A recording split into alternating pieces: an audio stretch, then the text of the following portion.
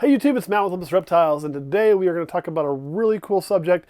But before we get there, I want to get a little off topic. We're going to take a little bit of a left turn with our channel here, something to help generate a few comments in there. And I don't know if you're like me, I'm one of those people, my brain really kind of, it's like, you know, I probably would have been diagnosed in today's age, but I wasn't when I was a kid. It's pretty obvious, right? Anyway, with that, I have found that I have to watch TV or have something on in the background to sleep better. Helps me kind of focus a little bit, not have my brain going pass out of sleep. So I know there's other people out there like me who typically watch something in the background while they're either sleeping or doing something. They need a little bit of background going on. And I want to know what you watch on either Netflix, Hulu, or Disney, or YouTube Premium, since, you know, YouTube Premium. See me advertise that YouTube. What you watch for your background. I can tell you right now, because again, most of what I watch is brainless. I am going back through, like I'm a kid, through all the Saved by the Bell. Thanks Netflix for that. It's really stupid, but hey, I'm watching that to fall asleep and I don't remember anything that happened. What is your background noise video? Also, please like and subscribe. When you get a chance, go check out our Patreon, because we kind of just expand on everything that we talk about here over there, give a little extra content, etc., etc., etc. Maybe I'll talk about my favorite Saved by the Bell episode. Probably not. My favorite one is the Showgirls one. Have you seen that one? That's my favorite. I'm going to tell you all here, give you a little sneak peek. The Showgirls one is definitely my favorite. If you haven't seen that, just look that up. It should pop up for you. All right, so let's get to today's topic on snakes. So today we're going to talk about this is a great idea. I'm really excited to talk about this. I got to give credit where it's due. I did not think of this. I would say I think about 98% of our video topics. That's a total lie. I do not. This one is one Kurt thought of, and I thought, man, that hits home with me. Because not only is it a great topic, but it's literally a topic that got me started in ball pythons. This is how I began. I don't know if he was thinking that when he suggested it, but this is our, if we were Wolverine or an X-Men or whatever, if they were going to make a comic book movie about my life, this would be the origin of the Purple Fat Man. So here it comes, kind of our origin and why we do what we do and what we think of the difference. So there's two ways you can end up with something like this. Really simple. Let me get the snake out. I had a cough. A little bit of that leftover COVID, right? So there's really only, at the end of the day, two ways you can get a snake like this, okay? Two ways. Those two ways are, one, you can just buy it, right? Two, you can produce it. You can breed it. Well, you probably shouldn't breed it. You can pair snakes together to create this. If you're breeding it yourself, you need to get some help. You're doing this wrong. But let's talk about the difference there. And there are differences, man. So what are we looking at first? Let's start with here and why this is so important. This is our female zebra bee holdback from a few years ago. She is the most perfect zebra bee in my eyes I've ever made.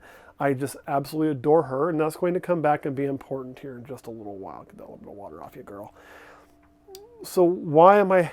First of all, I produced this. I want to start there. So when I first was coming up, and I was getting into ball pythons, and actually I was into carpet pythons. I hated ball pythons, because when I was young, I was a boa guy. The ball pythons were considered the boring snake. You know, there wasn't all these cool morphs out there, wasn't all these neat things to play with, and, you know, they were... In my science class in school, the ball python was a really easy-going snake, and the boa was the one everybody's a little bit afraid of. So for me, I wanted to play with the boa all the time. It was really nice. It was the first snake I ever owned. So ball pythons were kind of a snake that just didn't have a lot of interest back then. So when I got my carpet pythons, I got back into having a snake. Then as I started researching, I started finding all these cool ball pythons. They'd taken off. I had no idea. Here were these morphs. And again, this is, you know, a long time ago. I don't even think World of Ball Pythons was really a thing yet, or if it was still pretty new. So, and again, take anything on there with a grain of salt, right? So here we are. I'm finding out all these, and this is one of the things I see. I fell in love with Axanthic. I fell in love with zebra bees as babies. These things are phenomenal. I don't have a brand new baby to show you right now. Crazy, I know, but I don't. I've produced a handful of these. I don't know, 7 or 8, 10 over the years. I don't remember. And this was a snake, though, that I wanted. I saw it, and I said, man, they're really a lot more black and white as babies. They get this silver. We just did a video about how snakes change. This would have been a good one to feature if I'd had a baby laying around, because they darken up a lot. Again, that's that pastel doing that, right? You can lighten it up with killer. I do have a killer, but that's not what this video is about. Anyway, it just blew my mind, right? I saw them, I was like, oh my God, I gotta have that. That's what I really want. I really want a zebra bee, and then I found the killer zebra bee, and I wanted that even more. These guys at the time were like, I want to say maybe 7, and the killers were 10. And that's not 700, that's 7,000 and 10,000. Now these are, not that anymore, right? And again, that's a great example of when we talk about how morph prices change over time as they become more common. This was one of the hottest things going when it first came out, and they're out there now. A lot of people have made them, myself included. They're not nearly as rare as they once were. There's more than 50 or 100 of them running around the world, right? So that definitely changes the game. But I fell in love with it. Now, for me, I decided right then I was going to breed, because I was like, I want this snake, and I saw the price. And as a fairly freshly divorced single male who kept all of the bills, I did keep most of the assets though, so it was okay. I mean, I'm not complaining. I didn't get screwed over. That's not my intent. That wasn't to throw the ex-wife under the bus comment. It's just how it went down. I didn't have $7,500 to spend on a snake. Let me repeat that. I didn't have $7,500 to spend on a snake.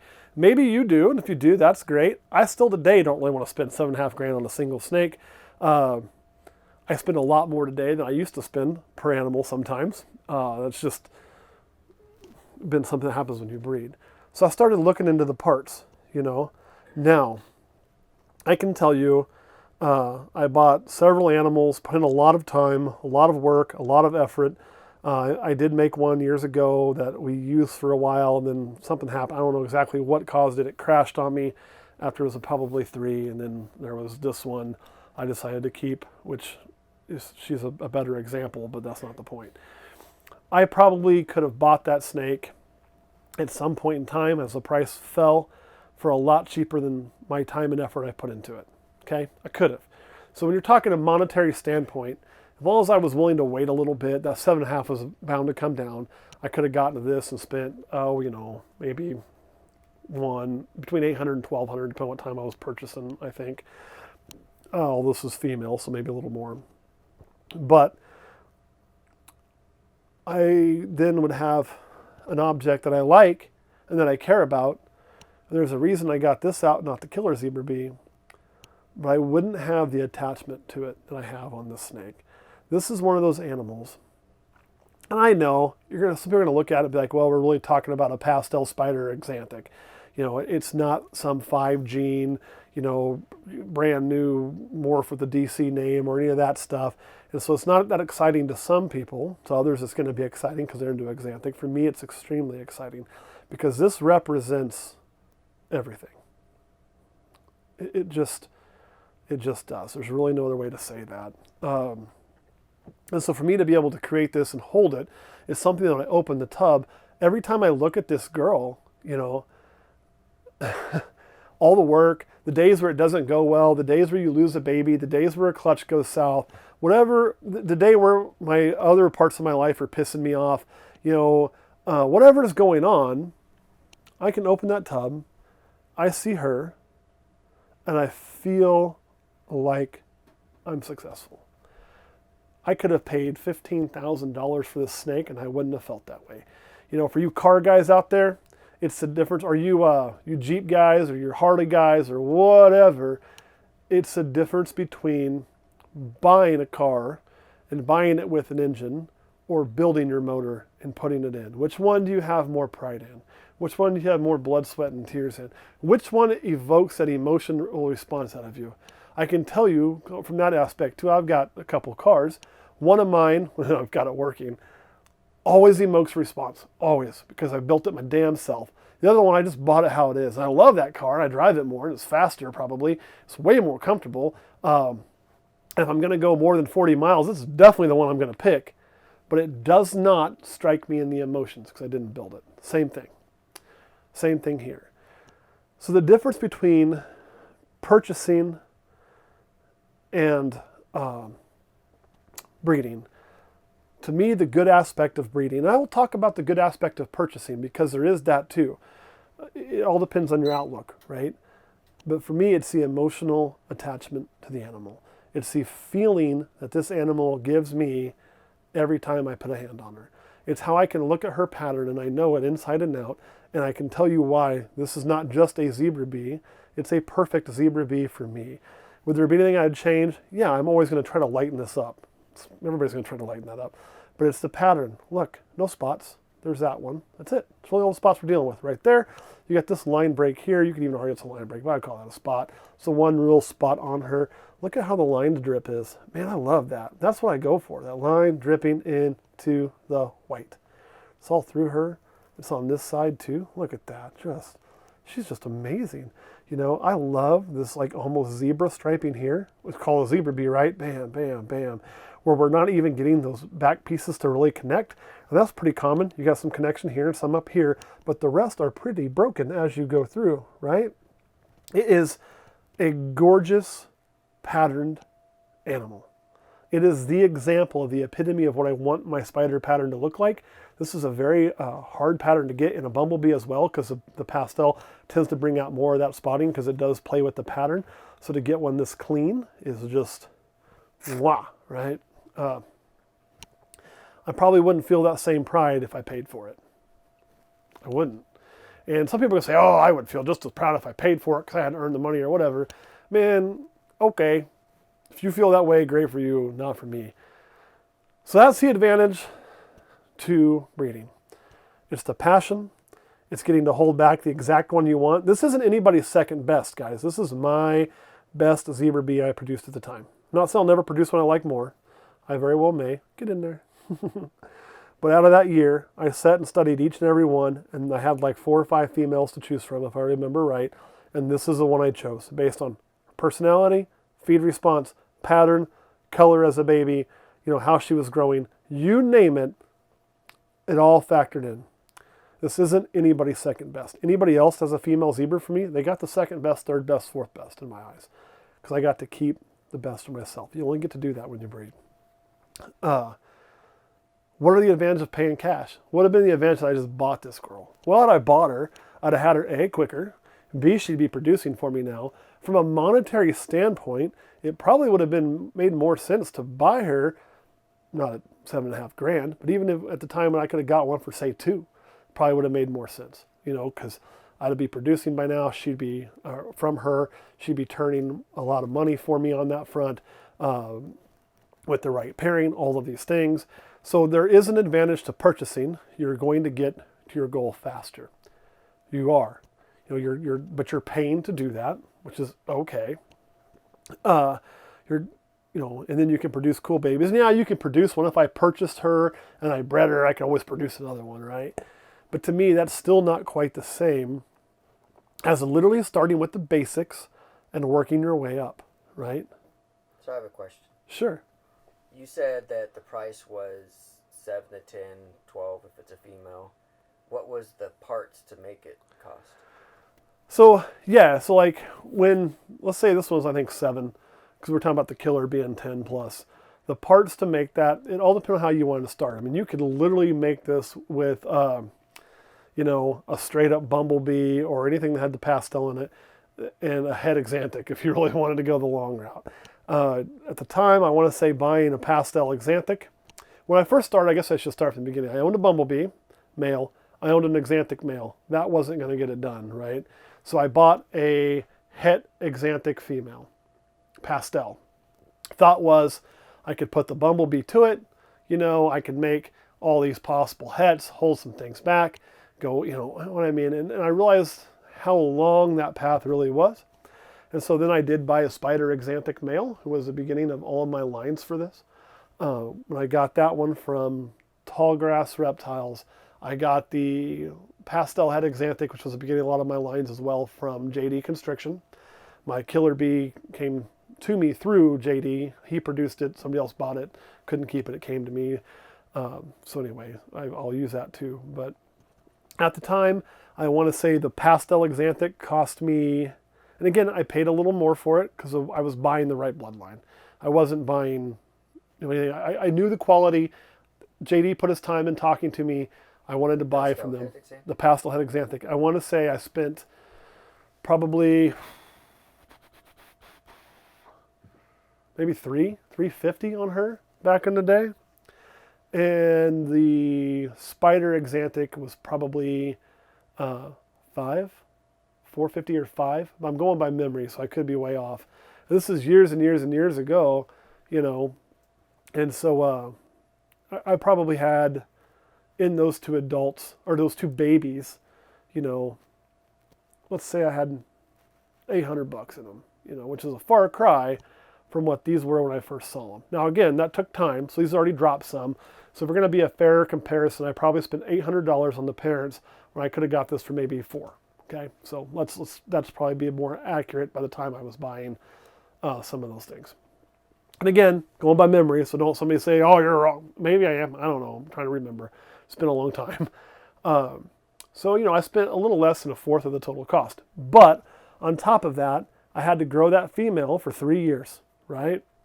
So for 3 years, I'm having to put rats in her, rats in my male, food, all of those things. I have to grow them up. I have to wait, be patient. The price on these is going to drop. And so, you know, and then my first time making that pairing, I did produce one, I believe. I have to go back and look. I think it's a video where I cried like a bitch when I made my first one. You can go find it. It's out there. I cut it live. About lost my proverbial shit, which is cool because that shows you how passionate and excited I really was about that project. So, you know, I mean, all told, my initial cost of snakes was less. By the time you pay to feed them and everything else for 3 years, even if you're spending $2 on average a week for food, you know, using some pre-purchased frozen thawed stuff, and let's say you get 30 meals a year in them, you're looking at 30, 60, 90 for 3 years, times 2 for 2 snakes, 180, times that by $2. I mean, you can add another $400, $350 almost. Now you're up to like $1,250 plus your waiting. By then, these snakes were about that price anyway. So, you know, from a financial standpoint, I probably would have been better just to buy one. True story. But it wouldn't mean anything to me. I mean, it means something. It's a living thing. It wouldn't mean to me what this snake means to me. And it wouldn't have the same emotion. Well, I can prove it. This is a snake. Well, he is currently breeding somewhere. Or he was. Let's see if he's still locked up. He's not. Now, this is a guy who's in shed. So do keep that in mind, okay? This is a killer. You can see how much lighter he is, even in complete and total shed. So he's in a very dark shed. I love this snake. I do. But if you put a gun to my head and said, "Hey, Matt, you got to get rid of one of those too," I'm getting rid of him, keeping her every time. This snake is cool. I want to make my own. I'll hold back another one, even though God knows I don't need more spider. I will. And I just, you know, it's because I made this. I didn't want to say I really bought this. It came into my possession from somebody else, is the best way to describe that. This one was born here. Kurt, what about you? Like, I know there's projects that you want to see come to fruition. One of them was True Ghost, correct? Yep. How many years have we been trying to produce a True Ghost? I think over 3 years. At least, because the female we held back in 2013, which is our first year producing anything, and that can't be right. That's got to be a screw up. Let me look here. There's no way, was it? No, we didn't produce. I think I wrote wrong on there. 14, we had some production, or yeah, because I made that head. Did we produce before we lived at this house? Yeah, no, maybe, I don't remember. From our first year production, we kept some. We had to raise her for at least 2 or 3 years. And then she's produced once for us. She's not been a very good producer, and we did not hit the True Ghost. And so we're 6, 7 years deep in that project, y'all, and we ain't hit it yet. We definitely would have been cheaper buying. Definitely would have been cheaper buying.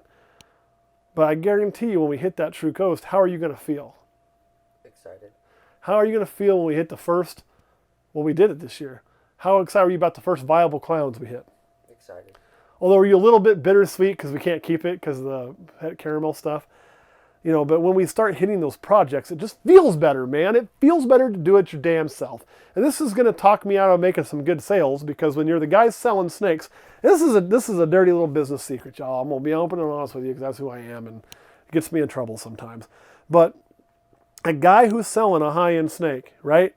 If I'm selling, let me put this one back. I'm going to go and put you in your home. You're done breeding. You can go home. There you go, buddy. Which means I probably don't need to leave you open. Put this one back. I'm going to get something else different for shits and giggles. This isn't going to be an overly expensive snake, but it's going to be an example of some of the things we're talking about.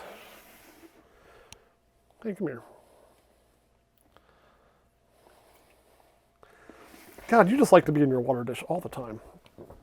This is another snake that was a project for us, another double recessive project. What are you looking at here? You're probably saying, well, an albino. It's not an albino. Look how washed out the pattern is. You may like that, you may not like that. What you're seeing is a snow. Not a lavender snow. This is a straight up snow, which means, oh, that dirt off there, coconut, making you not look good.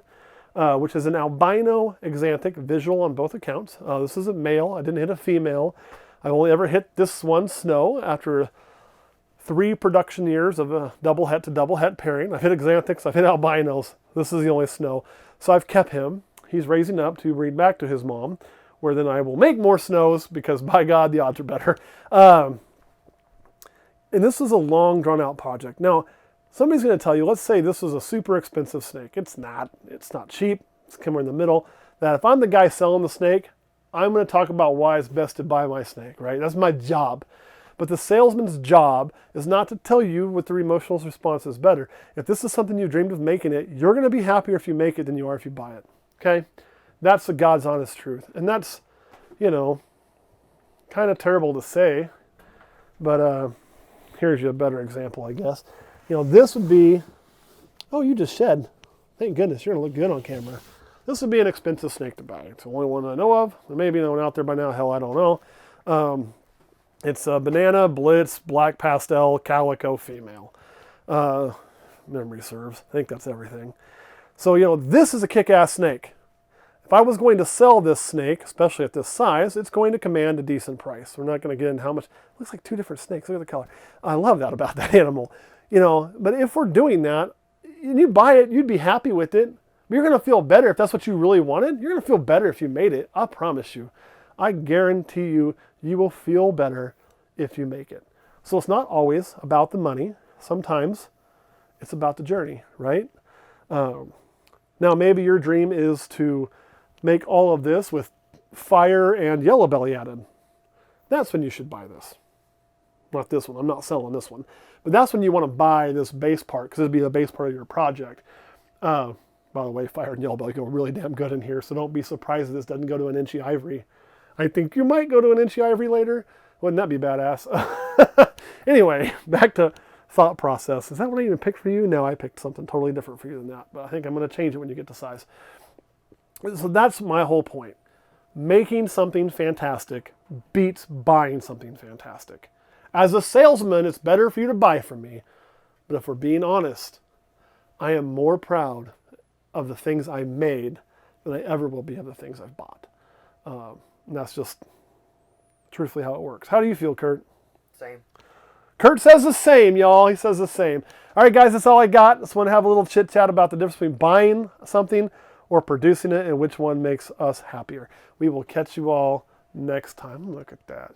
I want to show you her belly before I go. Then we'll catch y'all next time. Because this snake has a crazy belly. At first look, you're going to say it looks clean. But if you look, one of the things we start mixing blitz and calico, you'll see is the color. It'll show up very well. The banana lightens up so much. See that white there, then bleeding in? Actually begins to bleed in. And then it turns mostly yellow going down through there. So from the white, see how it turns yellow on the tail especially? And not like leopard just down here. You're talking the belly scales. It can't really contain that very well. So it's kind of, the pattern goes so wonky. I think putting this to yellow belly, which will change all of this, would be very, very interesting. All right, that's all I got, y'all. I'm going to hop up off of here. Kurt, anything you want to add? Nope. All right, guys, we'll see you all next time.